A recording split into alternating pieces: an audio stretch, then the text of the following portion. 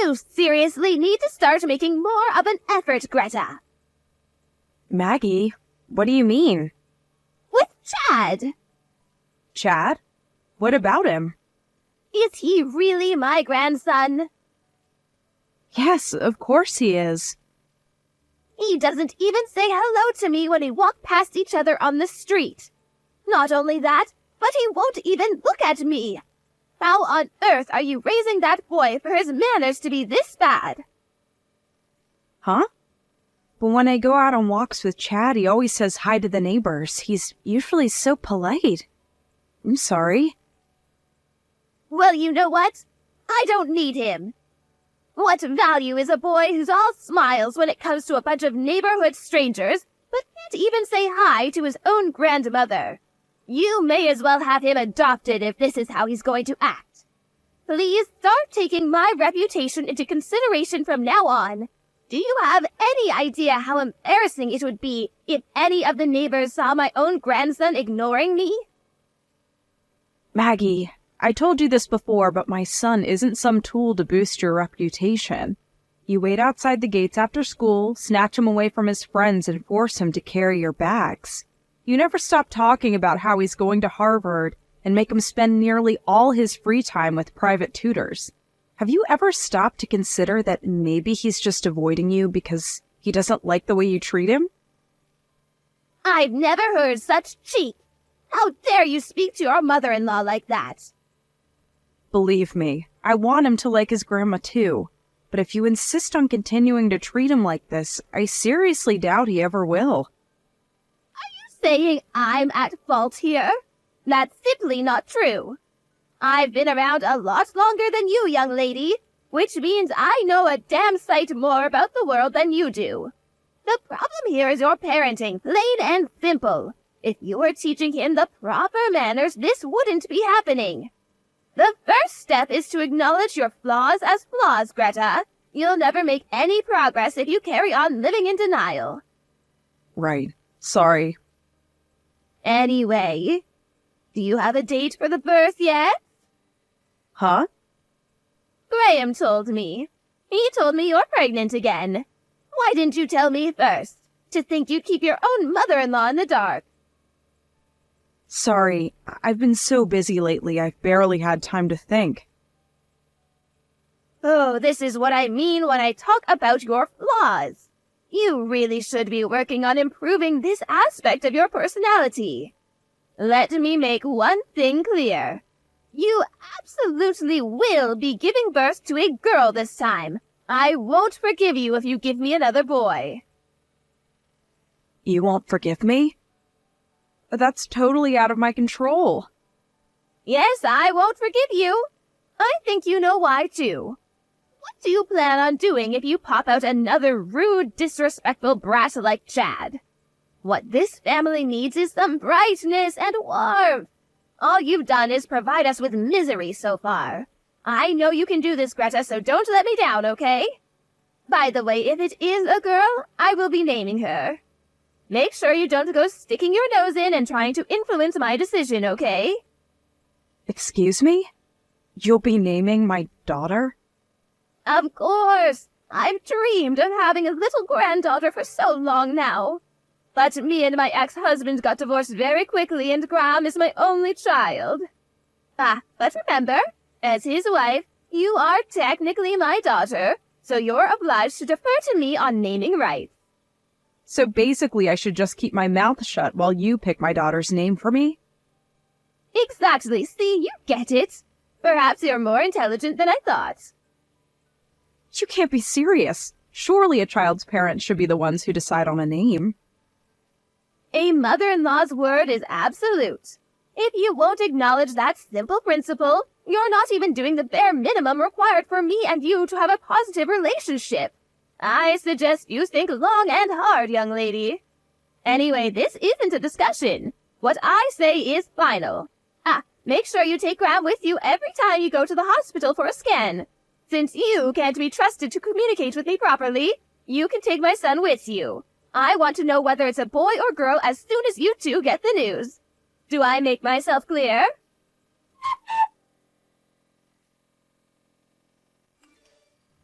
It's a boy, isn't it? Yes. You really are the most useless wife of all time. How many times did I tell you to give us a girl? Graham is sick and tired of you too.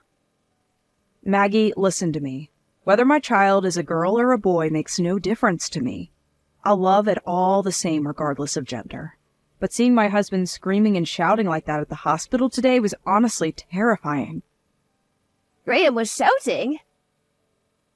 Yes. Stuff like, why isn't it a girl? And do something about this, you useless quack of a doctor. Then he grabbed the doctor by the scruff of the neck.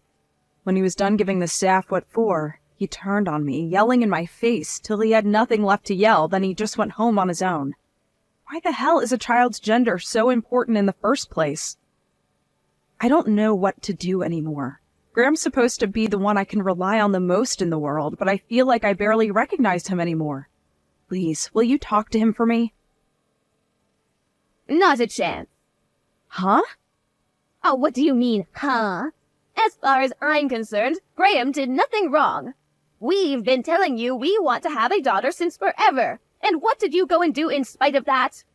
We also made it very clear to the doctor from day one.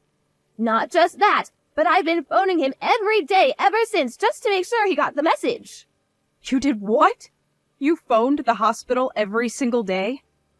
Of course I did. The incompetence astounds me. To think we went out of our way to make sure both of you had ample warning and still managed to fail in your duties. You should be ashamed of yourselves. He's a hack, and he deserves to have his license revoked. Isn't it only natural that someone so bad at their job should be yelled at? My son did nothing wrong. Hospitals are ultimately businesses after all. Why the hell do they exist in the first place if not to meet customers' needs? Wow. I'm in total disbelief here. The gender of the baby was nothing to do with the doctor. Do you really think he has any influence over that? Medical technology is very advanced these days. Advanced, I tell you. There must have been something he could have done. I advise you to stop giving unsolicited opinions on matters you don't understand. But wow, Greta, seriously, another boy? Oh, Lord, give me strength. At least tell me you're having him aborted. My God, what's wrong with you? I'd never do that. Fine, then we have no choice. You forced my hand. The boy will be having a sex change. Huh? Oh, you hear about it all the time. People who identify as females despite being born in male bodies. They have operations to turn them into girls so the exterior matches how they feel inside. See to it that he has the operation as soon as he's born. If money's a problem, I'll cover it, so don't worry about that. Well, what do you think? Greta, are you there? Are you reading my messages? Sorry, I had the sudden urge to throw up. Oh, come on, you're such a whiner. It's only a bit of morning sickness. You've done this before, surely you should be used to it by now. No, it wasn't morning sickness that made me feel like vomiting. It was you. You're absolutely disgusting. Excuse me? No one in their right mind would seriously think it's a good idea to make a newborn baby have a sex change operation. First of all, you're only saying that for your own selfish reasons. You literally have no regard for what he himself might want. It's genuinely sickening. Oh, get off your high horse, you stupid bimbo. I wish my son never met you. If you think you're going to get away with speaking to me like this, you've got another thing coming.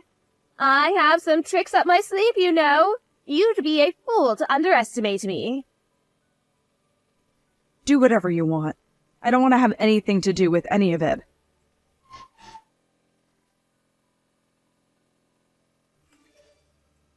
Rita, is everything okay? Hey, Mom, what do you mean? Did something happen? Your stuff's here. Huh? Did something happen? Your personal belongings just arrived at my house. I assumed it was you who sent them. What? What? You mean it wasn't? You didn't know anything about this. No, it's the first I've heard of it. I'm at work today. When you say my personal belongings, what exactly do you mean? A moving company showed up with about 10 cardboard boxes full of your stuff. They're labeled stuff like clothing, furniture, accessories, everyday items. What the? Don't you have any idea who could have done this? It couldn't be.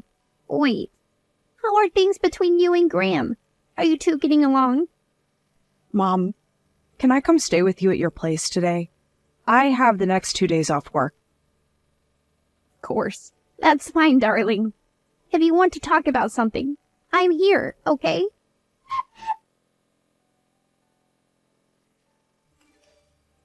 Greta, did your belongings arrive at your mother's house yet? I knew it. It was you. Aren't I just the worst? But really, what did you expect? Graham's got my back on this one. He agreed it was the right thing to do. The divorce papers should be arriving by post tomorrow, so make sure you get them signed and submitted ASAP. Divorce? That's something for me and my husband to decide in private. We haven't even discussed it yet. Surely you can't be serious. Graham's the one who asked me to send them to you in the first place. Don't shoot the messenger. He said he had nothing to say to you, so he asked me to tell you instead. I see. And where do you propose the kids fit into all this? Did you think about that? The kids? Oh, those useless brats. What good are they to us? You can have them. You can raise brat number 2 by yourself as well. My son will be paying the bare minimum he's required to in child support, so don't worry about money. See. Fine. I'll sign the divorce papers immediately and hand them in tomorrow. Well, would you look at that? Look how she changes her tune the moment money is mentioned. Oh, you're so transparent. It looks like you are only getting your grubby mitts on my son's money all this time. Don't make me laugh. I don't want your money. My dad sat next to me right now and he saw all your messages. He told me to cut both of you out of my life immediately. And you know what? I think that's a great idea. So that's what I'm going to do. He told me he'll be looking out for me financially from now on. Your dad? He was involved in real estate, right? I remember Graham telling me something about him owning a lot of property on the West Coast. He also told me about how, in spite of that, he hasn't helped the two of you out financially even once since you got together. That's because he wanted us to know the hardships of earning money and learn to get by on our own merits. He thought we'd never learn anything if we had everything handed to us on a plate. And I agree. Don't get me wrong, things were difficult at times, but I feel like I'm a wiser person for it. Anyway, now I'm bringing in a little money on my own, too. With a little financial support from my dad, I'll be absolutely fine if I never received another cent from either of you, and that's what I intend to do. Have it your way. Look at the way you speak about us. Anyone would think me and my son had done something wrong. But there's where you're mistaken. The only one in the wrong here is you. You, the worthless wife who couldn't produce a girl. You had one job. Tell me, Maggie, why are you so obsessed with the gender of your grandchildren? Isn't it obvious? If it's a girl, we could have her take all kinds of lessons from a young age. Singing, dancing, piano, acting. We could raise her into the ultimate superstar actress. Then one day, when she makes it onto the big screen and she's a household name in America, she can buy me a big, luxurious mansion by way of thanks. I saw a similar story on the news just recently, in fact. With Graham's good looks and my high intelligence, she'd have beauty and brains in ample supply. I really think she'd have what it takes to go the distance. But no, those hopes and dreams were dashed against the rocks by this abject failure of a wife. I've had enough. I'm struggling to even bring myself to reply to you anymore. You're the most selfish person I've ever met. Whether parents or grandparents, everyone has a responsibility to show gratitude towards the people who raised them. Oh, and you've made your decision now, which means you better make sure you don't pester us for money after this. You had your chance and you blew it. I told you very clearly I don't want your money. With that out of the way, I think we're done here. Never contact me or my family ever again. I want nothing more to do with either of you. That's my line. How fortunate for me and Graham. We get to cut you out of our lives like the tumor that you are without even having to pay a cent. Goodbye forever, you useless good-for-nothing.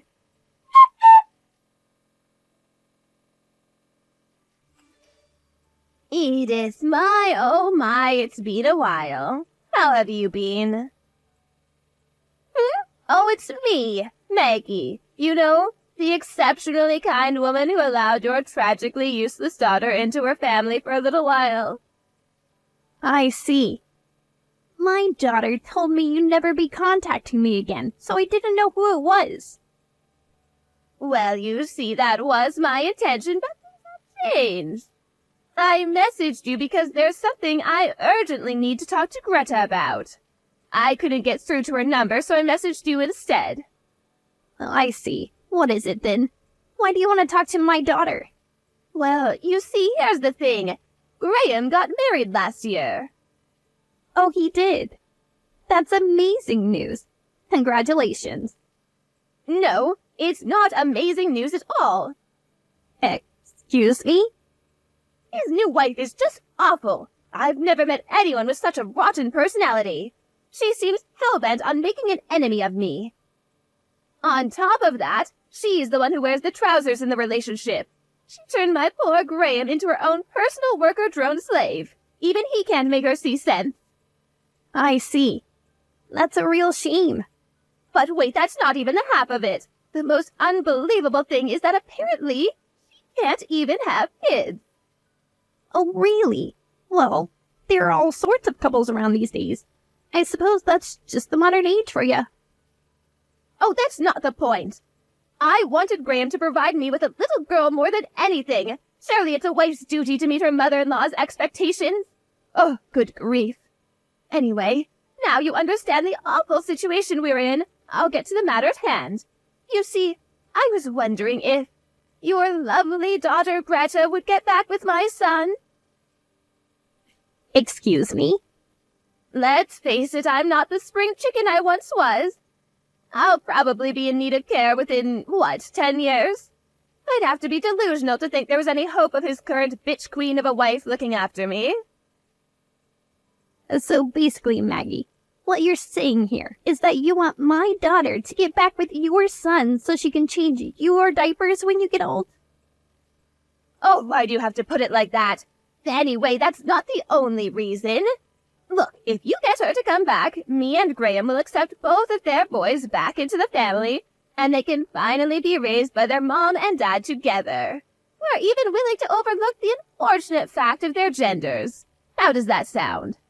I don't even need to bother my daughter with this nonsense. The answer is obviously a big fat no. What? Besides, you just told me he's married. What about his current wife? Well, naturally, I'll be having him divorce her. A woman like that is simply not suitable to be part of our family. Lucky girl. I wouldn't wish the misfortune of being part of your family on my worst enemy. What's that supposed to mean? But really, if anything, you're the ones who aren't suitable for my daughter. Greta won't be having anything to do with either of you again, just like she's already told you very clearly. So that's how you're going to act, is it? I see the apple didn't fall far from the tree. You're just as bad as her. Your manners are abominable. You're so arrogant. It's about time someone knocked you down a peg. Fine, have it your way. I'm never contacting you again, and don't think I'm bluffing this time, I mean it. Wow, really? Thank you so much.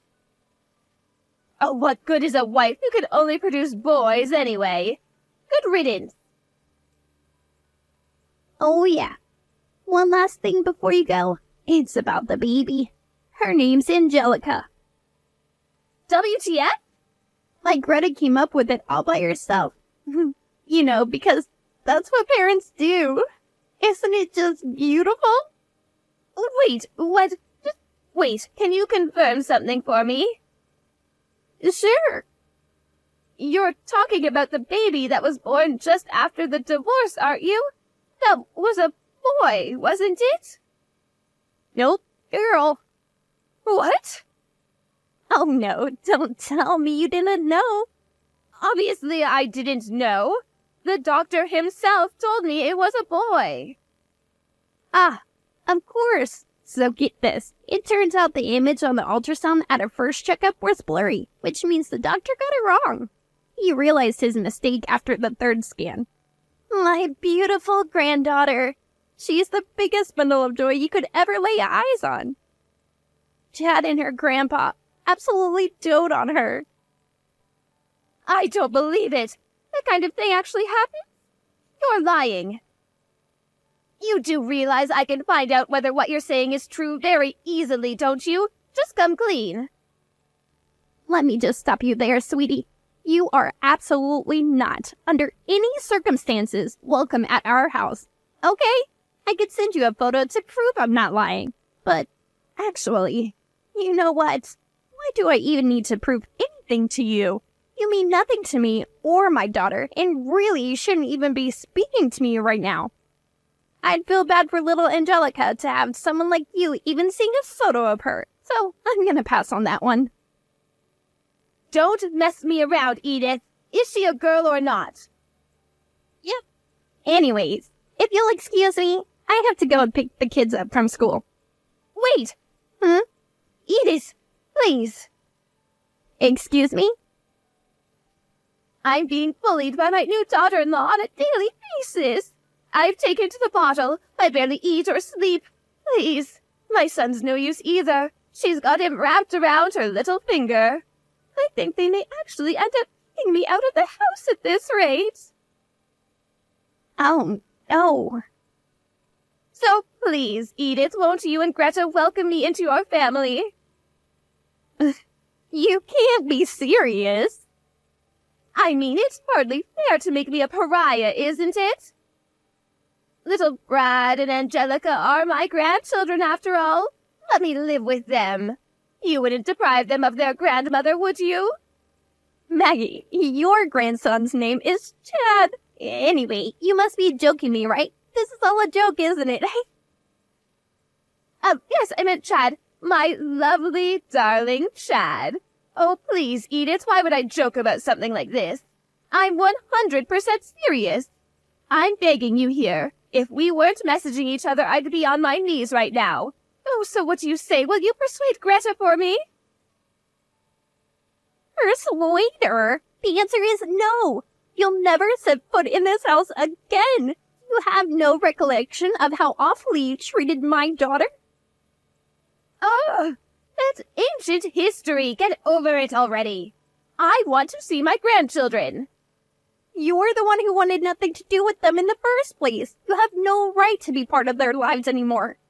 Oh, you stubborn old hag. Who do you think you are? Look at you trying to keep my grandchildren all to yourself. You're the worst. I can't get by as a woman on my own. If my daughter-in-law kicks me out, I'm finished. I'll be starving and homeless. If something happens to me, it'll be yours and your daughter's fault. Do you really want that on your conscience? Don't worry, Maggie. You'll be fine. If you can't get by on your own as a woman, I think the solution's actually staring you right in the face. Huh? A sex change. Medical technology is very advanced these days, Maggie. Advanced, I tell ya. Oh, do not screw me around. You better not block me. I'll never forgive you. Are you there? Edith!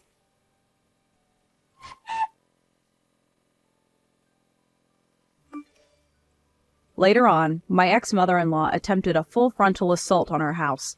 Although she didn't get in and eventually gave up and went home when we completely ignored her, we decided it simply wasn't safe for us to continue living there if it meant our whereabouts were being known by such an unhinged lunatic, which is why we decided to move house. This was 2 years ago, and we haven't had any problems since. According to my mom's sources, her worst fears came true. My ex-mother-in-law was indeed given her marching orders by her new daughter-in-law, the ruler of the roost. Word is that she's currently spending her days living alone in a cramped, moldy apartment with a severe cockroach infestation. eating away at her savings and crying herself to sleep. It looks like my ex-husband made a serious miscalculation in choosing a new wife. She's unemployed, doesn't help out with the housework, and her hobbies consist mostly of drinking, gambling, spending his money, and, wait for it, having affairs. To make matters worse for poor Graham, she's super domineering. She not only forces him to work obscene amounts of overtime, but then he has to do all the housework when he gets home. I did once get a desperate message begging me to take him back, replete with groveling apologies and love hearts, but of course, I ignored it. Right now, I'm living happily with my son and daughter with the support of my parents, who are the kindest people I know. One thing's for sure, life's a lot more peaceful than it was when the terrible two were